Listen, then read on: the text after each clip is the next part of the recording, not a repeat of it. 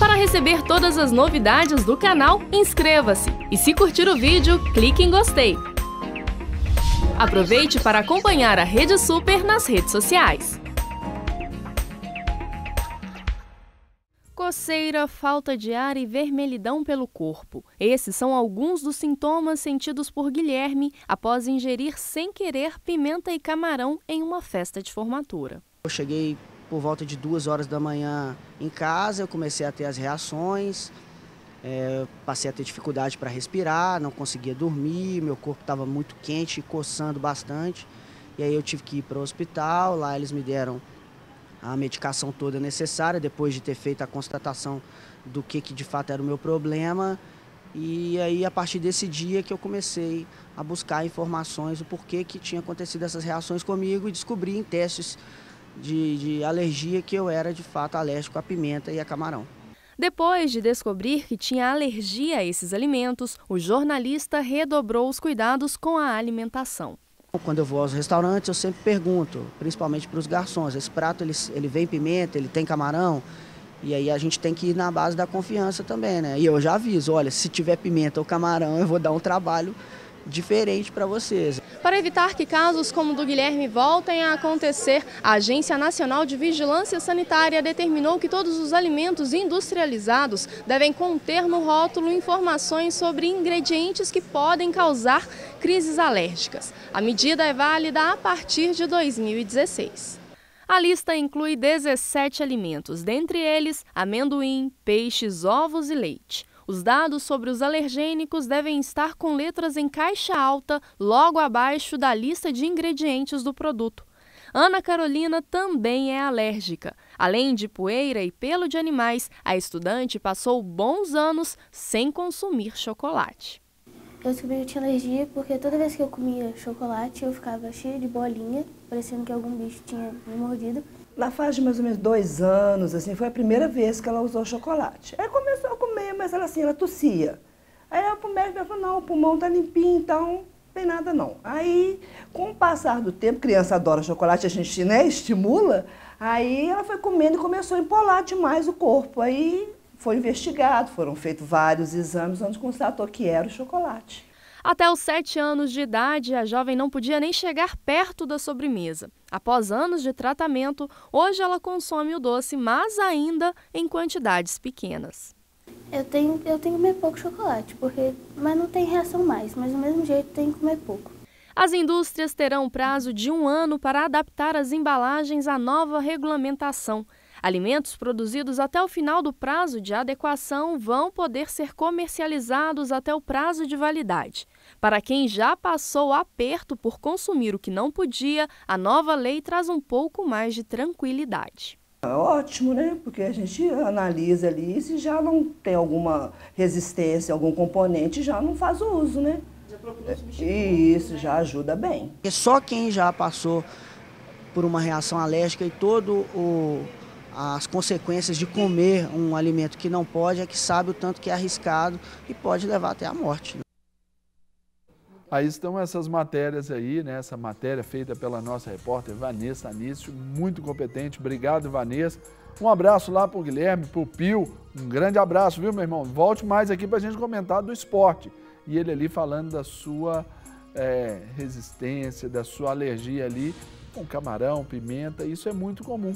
Então nós vamos falar mais sobre esse assunto aqui agora com quem é especialista. E nós recebemos aqui a alergologista Marisa Lages Ribeiro. Doutora Marisa, que bom tê-la aqui no nosso De Tudo Um Pouco, no nosso programa aí, melhor programa das manhãs brasileiras. Tudo bem com a senhora? Muito bem, prazer. Obrigada pela oportunidade da gente estar conversando sobre esse assunto tão importante que é a alergia alimentar. A gente estava vendo ali e dia a dia a gente vai descobrindo que não são poucos os casos de quem sofre com a alergia ali alimentar. Tem crescido esse número, doutora Maria? Sem dúvida tem crescido, sim. E esse crescimento é observado no mundo inteiro, não só aqui no Brasil, né, mas no mundo inteiro tem sido observado um aumento realmente da prevalência de alergia alimentar. As crianças são as mais afetadas, né? Estima-se que mais ou menos de 6 a 8% das crianças podem ter algum tipo de alergia alimentar Existe uma certa tendência de haver uma melhora na medida em que a criança cresce. No adulto, por volta de 2% da população tem algum tipo de alergia alimentar. Quais são as causas assim prováveis, não é, desse aumento desse número de pessoas que sofrem com essa alergia, doutora? Olha, uma das principais causas é a mudança do hábito de vida, do estilo de vida das pessoas. A amamentação, o aleitamento materno é sem dúvida o fator mais importante para prevenir a manifestação da alergia alimentar, principalmente do leite, alergia à proteína do leite de vaca.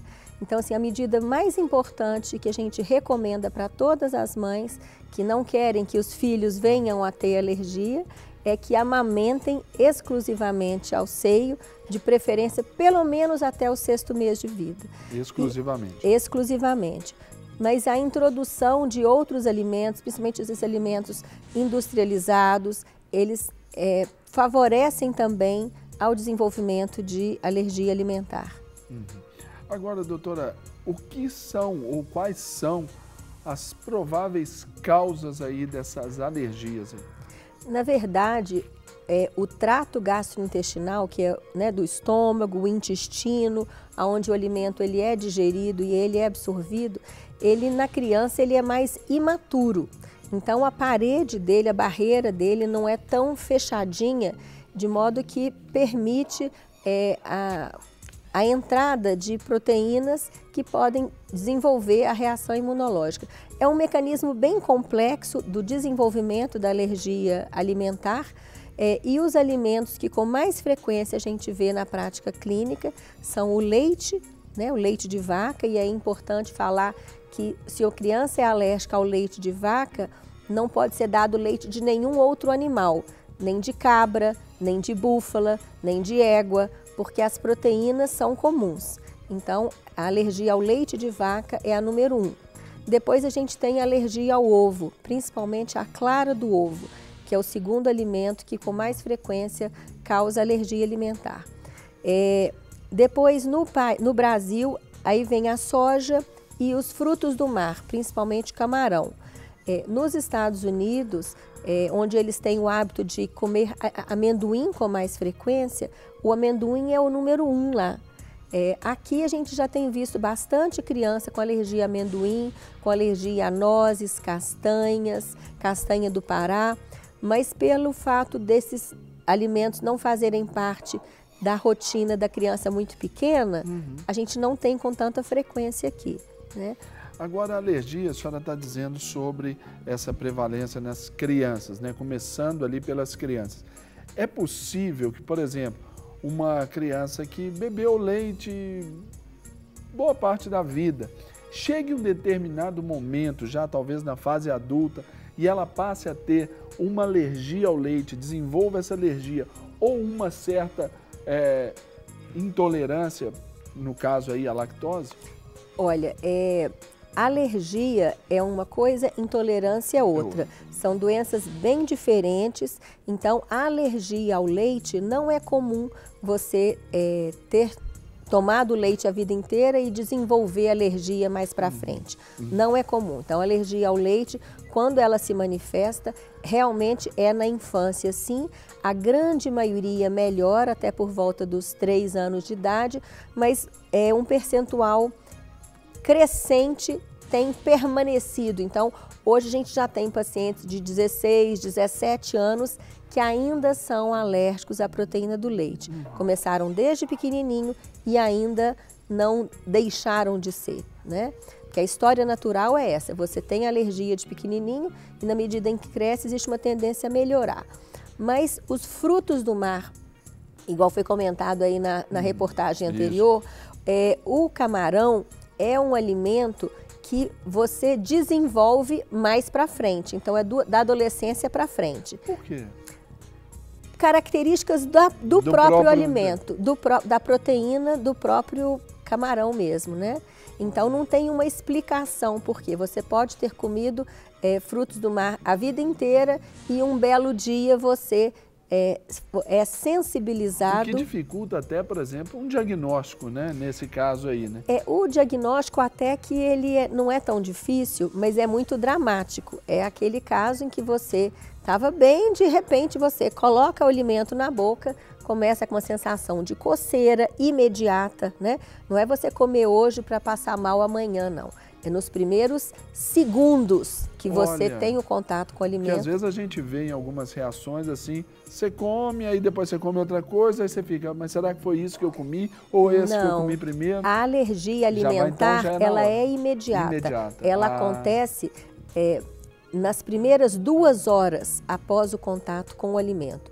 Existe um outro, isso é a alergia que a gente chama alergia mediada por IgE, que é a alergia mais comum. Existe um outro tipo de alergia que você pode comer e ela manifestar daí a 1 dia, daí a 2 dias, mas é mais com manifestação gastrointestinal, de cólica, diarreia, digestão ruim, né? Constipação, o intestino preso, mas esse não é o comum. A maior parte das reações alérgicas aos alimentos, elas são imediatas. Então, é você ter o contato e minutos depois a manifestação já acontece. Porque eu lembro que nós temos uma família próxima a nós, que o menino, o garotinho, nasceu e foi descoberto que ele tinha essa alergia ao leite, até o leite da mãe. Isso. Não é bem ao leite da mãe, é ao leite de vaca que passa através do leite da mãe. Então, se a mãe ingeriu leite... Então, nesse caso, o que a gente orienta? A gente faz a dieta de restrição na mãe.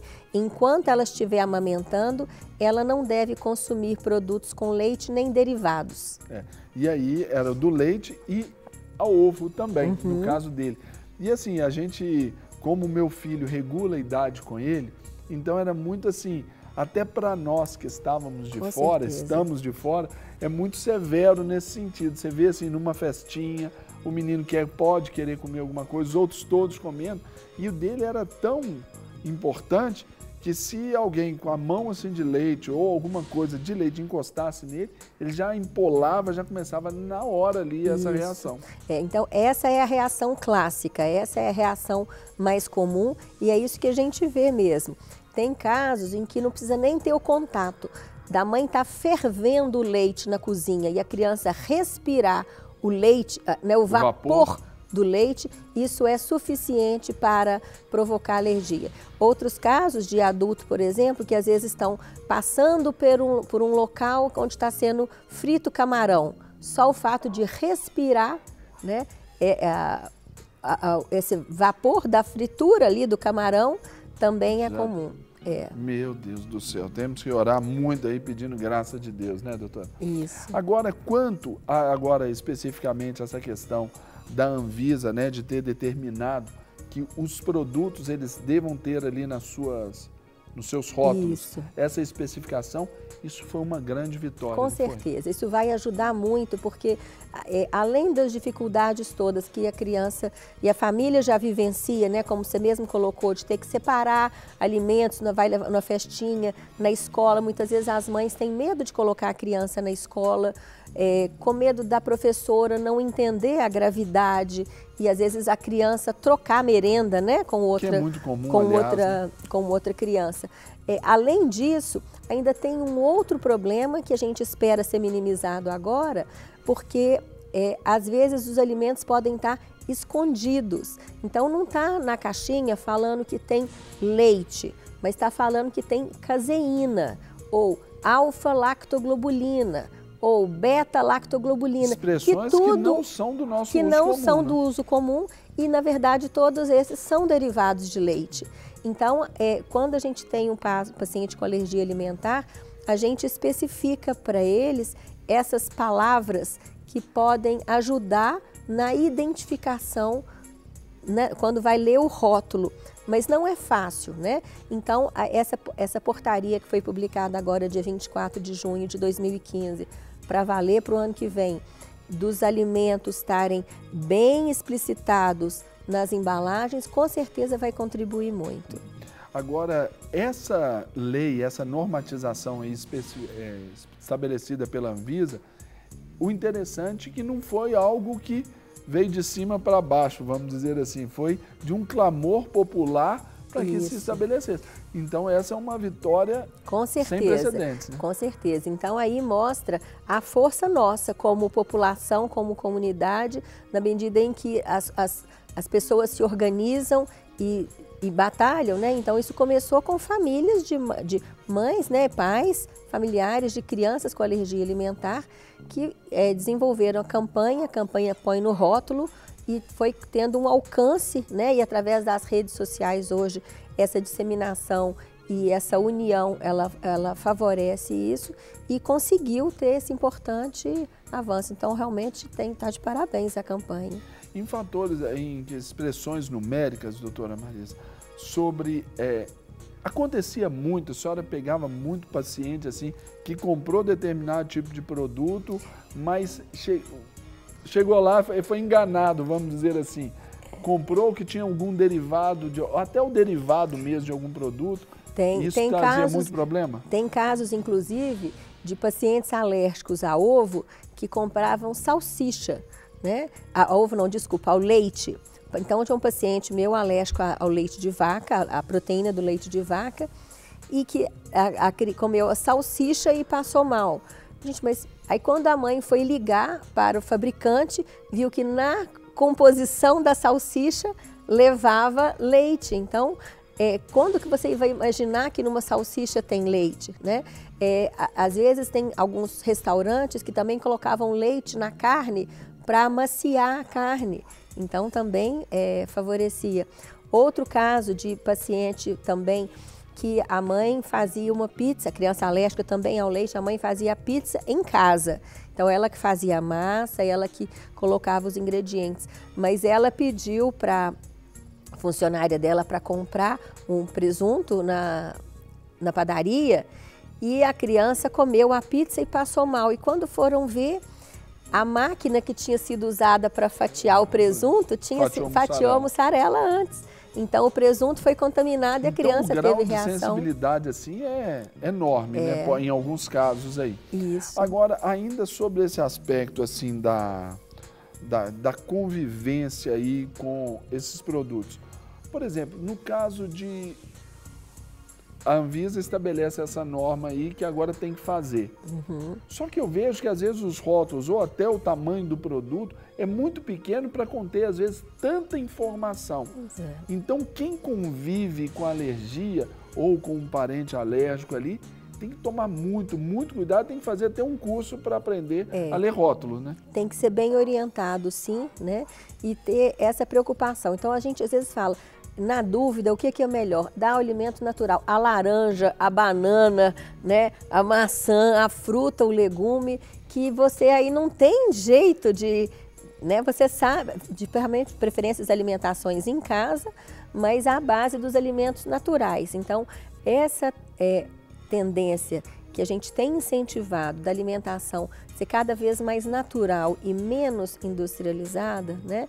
Isso é importante, não só para alergia, mas pelo aspecto nutricional. A gente está também com a campanha de prevenção da obesidade e é mais um fator, assim, então, esses alimentos muito industrializados, realmente eles são mais calóricos, então tem a questão do rótulo, que é ótimo, mas a gente querendo aproveitar a oportunidade para incentivar essa visão, né? Incentivar a alimentação natural, né, de preferência em casa. Agora, doutora, na sua posição, enquanto alergologista, a senhora vê a indústria comprometida com essa causa? Olha, pela pressão que a sociedade vem fazendo, a gente tem observado que tem havido uma certa mudança, sim, né? É claro que as coisas não acontecem de um dia para o outro. E na medida em que você tem essa norma... Só um parênteses aqui. Essa norma, ela tem 12 meses, né, um ano, para ela estar em vigor. Então, é um tempo suficiente para se preparar, para a indústria se preparar, para poder estabelecer ali nos seus rótulos ali. É um tempo de maturação bom, né? É um tempo bom, mas a gente tem que ver o lado da indústria também, que não é fácil, né? modificar a padronização, a fórmula, eles vão ter que pensar e a equipe, né, identificar qual que é a melhor fórmula de colocar seguindo essa norma que a Anvisa determinou. Agora, uma curiosidade, pensando assim, igual nós vimos ali o caso do Pio ali, do jornalista, por exemplo, ele, na sua convivência com a alergia, ele já chega e ele já fala, olha, camarão e pimenta, não. Ele já diz, ele expressa isso. Mas, por exemplo, eu vou num restaurante, estou com amigos e, de repente, eles fazem um determinado pedido e vem alguma coisa. Há alguma coisa a se pensar assim para esses estabelecimentos, assim como restaurante, bares, para ajudar? É muito difícil, difícil, sabe? Aí a agulha no então, palheiro, assim, né? Então depende muito, assim, da consciência da pessoa mesmo, mas do ponto de vista de barrar, falar que não tem jeito. Então eu tenho um caso na família, eu tenho um irmão que também é alérgico a camarão e nós fomos passar, há muitos anos atrás, o Réveillon na praia e a minha mãe encomendou empadinha de queijo e de frango, né, para poder servir lá no pré-Réveillon. Quando chega, meu irmão colocou a empadinha na boca, mordeu. Isso aqui tem camarão. Gente, não, mas minha mãe encomendei, foi empadinha de queijo e de frango. A pessoa trocou na hora de colocar o pedido, colocou empadinha de camarão ao invés da empadinha de frango. Então, assim, não tem jeito, nós vamos estar sujeitos a esses acidentes, né? E nesse caso, então, é importante, primeiro, a pessoa ter a consciência de tentar buscar o alimento correto. Segundo, na eventualidade do acidente que pode acontecer, ela está orientada a reconhecer precocemente aquilo e saber o que fazer, né? Então tem que ter o acompanhamento médico regular, porque aí você vai ter a medicação que você vai usar em caso de acidente. E aí eu só aproveito a oportunidade para uma campanha que a gente está buscando mesmo, porque no caso de uma reação alérgica grave, a medicação que tem que ser usada chama-se adrenalina. Essa medicação adrenalina é ela que salva vida, porque os outros remédios vão demorar meia hora, 1 hora para fazer efeito. A adrenalina é imediato e esses minutos são assim fundamentais. Só que no Brasil, a adrenalina que a gente tem, ela está disponível nos hospitais, nas clínicas, nos postos de saúde. É uma ampola que você tem que quebrar, introduzir a agulha, puxar a quantidade para poder ser aplicado na perna, ela é aplicada na coxa. Existem nos outros países todos a adrenalina autoinjetável, que a medicação ela já vem dentro de uma caneta, tem vários nomes comerciais, mas é uma caneta que é como se fosse uma caneta mesmo, que a agulha está por dentro. Então você pode andar com a caneta no bolso. Quando você percebe que está tendo uma reação grave, você tira a tampa da caneta, pressiona na coxa e ao pressionar, a agulha que está ali dentro, ela sai e a medicação é aplicada. Então, essa adrenalina autoinjetável, ela seria assim de um alcance, de uma importância fundamental. Até porque existem esses casos que são bem mais graves, um nível de sensibilidade muito maior. Exatamente, né? E às vezes você está numa fazenda, está numa pescaria, está num local em que você está distante, até você chegar no hospital. Fala então pra gente, a senhora está dizendo, até esse chegar. Queria que a senhora falasse então pra gente esses fatores de risco aí, onde que pode chegar a alergia aí, choque anafilático, tudo isso. Olha, infelizmente pode chegar ao óbito, Se a reação anafilática, que é a reação alérgica mais grave, se ela não for identificada e tratada adequadamente, precocemente, ela leva ao óbito sim. Então, infelizmente, existem hoje no mundo inteiro pessoas morrendo por causa da alergia alimentar, né? Como é que você faz para prevenir? Primeiro, é saber que você é alérgico. Segundo, evitar o contato. Mas tem um acidente, que é esse caso que você não estava esperando, né? Então, para isso, a reação começou, a medicação número 1 seria a adrenalina. O que falta, então? Seria agora lançar mais uma campanha, doutora É uma Marisa? campanha, mas essa campanha, ela vai ser importante com a Anvisa mesmo, sabe? Porque os medicamentos... Como se fosse uma normatização dela. Os medicamentos importados, para eles chegarem no Brasil, eles têm que passar por uma série de processos e a indústria farmacêutica que comercializa esses produtos, a adrenalina autoinjetável, nos Estados Unidos, em vários países da Europa, para ela vir para cá, ela não está conseguindo colocar aqui no comércio a adrenalina autoinjetável. E nós não temos laboratórios nacionais que fabriquem a adrenalina autoinjetável. Então está tendo uma campanha, né? E acho que é importante que os órgãos, a campanha tem que ser sempre de baixo para cima, mas essa liberação para a medicação entrar, ela é de cima para baixo. É, né? Pensar no problema e já na solução, Pois né? é. Porque para a Anvisa, às vezes, isso já é um atalho ali nesse caminho todo aí. Então, assim, a Sociedade Brasileira de Alergia e Imunologia, a Sociedade Brasileira de Pediatria, elas estão trabalhando para tentar arrumar alguma forma de mostrar para as instâncias superiores que essa medicação nós não temos. Seria e ela é também essencial. uma boa também, doutora, pensar, vamos dizer assim, neste caso, fazer essa parceria com a indústria farmacêutica também. Opa, nós vamos produzir. Eu estou vendo que isso aí é um negócio Com bom. certeza, mas acontece que a indústria, a adrenalina, que é o produto, ele já existe. Mas nós temos adrenalina, realmente nós temos, mas nós temos ampola. Como é que uma família em casa, na hora do sufoco, vai quebrar a ampola, puxar, ver se a dose está correta para aplicar? Ela não dá conta disso. Então seria muito mais prático se já houvesse a medicação pronta na dose correta, que é o que a gente tem disponível nos outros países. Para receber todas as novidades do canal, inscreva-se e se curtir o vídeo, clique em gostei. Aproveite para acompanhar a Rede Super nas redes sociais.